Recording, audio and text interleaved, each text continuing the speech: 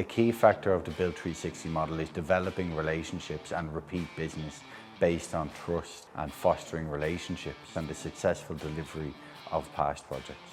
It allows us to raise risks early. It allows us to mitigate risk. It allows us to provide more cost-effective solutions or technically superior solutions to our clients from day one. The key to keeping projects on programme in live, restrictive environments, it's a culture that comes from the top down. It's about proactive planning and control when we're awarded the project before any construction actually commences.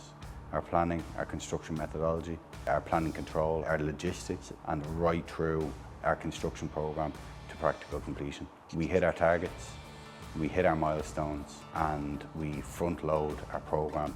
Our clients value our safety measures, first and foremost, our quality assurance, our effective communication. At the end of the day, communication is the most important aspect of everything we do. We bring our expertise, we bring our team, we bring our management processes and procedures, but at the end of the day, the communication is the key element that pulls all this together and delivers the project.